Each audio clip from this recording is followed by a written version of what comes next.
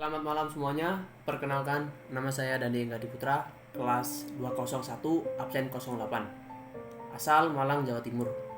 Kali ini saya ingin menjelaskan mengenai koperasi secara umum dan menjelaskan jenis koperasi yaitu koperasi primer. Nah, koperasi adalah badan usaha yang dimiliki dan dijalankan oleh anggotanya untuk memenuhi kebutuhan bersama di bidang ekonomi, sosial, dan budaya. Sedangkan pengertian koperasi yang lebih formal adalah sesuai dengan Undang-Undang Nomor 25 Tahun 1992, yaitu adalah badan usaha yang beranggotakan orang-orang atau badan hukum koperasi dengan melandaskan kegiatannya berdasarkan prinsip koperasi, sekaligus sebagai gerak ekonomi rakyat yang berdasarkan atas asas kekeluargaan. Koperasi didirikan berlandaskan pada Pancasila dan Undang-Undang Dasar 1945. Artinya dalam menjalankan usahanya, koperasi harus tunduk pada aturan dalam Pancasila dan Undang-Undang Dasar 1945. Koperasi dijalankan dengan asas kekeluargaan. Artinya koperasi tidak bertujuan untuk menguntungkan satu orang saja, tetapi mencapai keuntungan bersama. Hal ini membedakan koperasi dengan badan usaha lainnya. Jenis-jenis koperasi. Ada beberapa jenis koperasi yang berdasarkan fungsinya, yaitu yang pertama koperasi konsumen. Sesuai namanya, koperasi ini diperuntukkan bagi konsumen barang dan jasa. Lalu yang kedua koperasi produsen. Koperasi ini diperuntukkan sebagai produsen barang dan jasa. Lalu koperasi jasa. Koperasi jasa hampir sama seperti koperasi konsumen, tetapi yang disediakan oleh koperasi ini adalah kegiatan jasa atau pelayanan bagi anggotanya.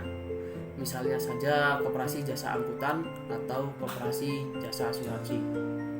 Yang keempat, koperasi simpan pinjam. Koperasi simpan pinjam memberikan pinjaman kepada anggotanya. Koperasi ini bertujuan untuk membantu anggotanya yang membutuhkan uang dalam jangka pendek dengan syarat yang mudah dan bunga yang rendah. Yang kelima, koperasi serba usaha. Beberapa koperasi menyediakan beberapa layanan sekaligus. Misalnya selain menjual barang kebutuhan konsumen, koperasi tersebut juga menyediakan jasa simpan pinjam. Koperasi seperti ini disebut sebagai koperasi serba usaha atau KSU. Hak dan kewajiban anggota koperasi. Nah, kali ini saya ingin menjelaskan kewajiban anggota dulu, yaitu yang pertama mematuhi anggaran dasar dan anggaran rumah tangga koperasi serta semua keputusan yang telah disepakati bersama dalam rapat anggota.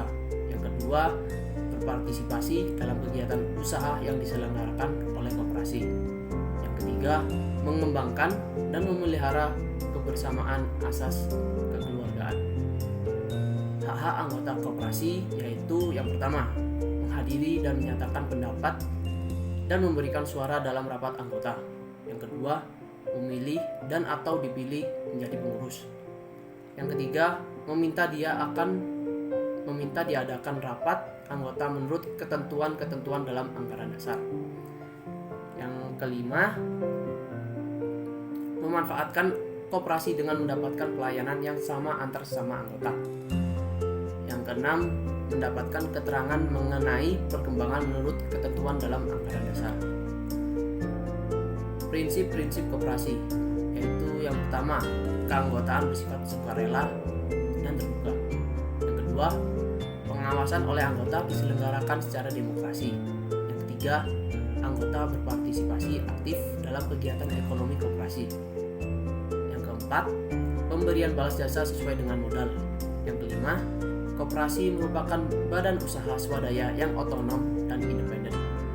Yang keenam, koperasi menyelenggarakan pendidikan dan pelatihan. Yang ketujuh, koperasi memperkuat gerakan dengan bekerja sama. Modal koperasi. Modal bisa didapat dari dua sumber, yaitu dari anggotanya sendiri, yaitu internal, dan dari luar, eksternal. Modal internal koperasi terdiri dari simpanan pokok, simpanan wajib, simpanan sukarela, dan dana cadangan. Lalu modal eksternal terdiri dari hibah. Hibah yaitu pemberian dari pihak lain untuk koperasi. Hibah dapat berupa uang, lahan, atau barang-barang modal. Yang kedua, pinjaman. koperasi dapat meminjam modal dari pihak lain, misalnya bank, untuk memenuhi kebutuhan modal. Yang ketiga, sumber lain yang sah. Perangkat koperasi. Untuk bisa berjalan dengan lancar, koperasi memerlukan perangkat. Perangkat yang dimaksud yaitu yang pertama, rapat anggota. Rapat anggota merupakan pemegang kekuasaan tertinggi dalam koperasi. Yang kedua, pengurus. Untuk menjalankan koperasi, diperlukan beberapa orang yang bertanggung jawab untuk melakukannya. Orang-orang ini disebut sebagai pengurus dan petugas menjalankan koperasi secara umum. Pengurus dipilih melalui rapat anggota dan memiliki masa jabatan selama 5 tahun. Yang ketiga, pengawas. Untuk mencegah adanya kecurangan dalam pengelolaan koperasi, kinerja pengurus akan diawasi oleh pengawas. Pengawas dipilih melalui rapat anggota. Yang keempat, pengelola. Pengurus bertugas menjalankan koperasi secara umum, sedangkan pengelola bertugas menjalankan usaha koperasi sesuai arahan dari pengurus. Pengelola sering disebut sebagai manajer. Pengelola ditunjuk oleh pengurus. Nah, kali ini saya ingin menjelaskan secara singkat mengenai koperasi primer. Koperasi primer adalah jenis koperasi yang anggotanya terdiri dari minimal 20 orang. Selain harus memenuhi syarat anggaran dasar, dalam koperasi primer, masing-masing anggota juga harus memiliki tujuan yang sama. Demikian video yang saya sampaikan. Apabila ada salah kata, mohon dimaafkan. Terima kasih. Selamat malam.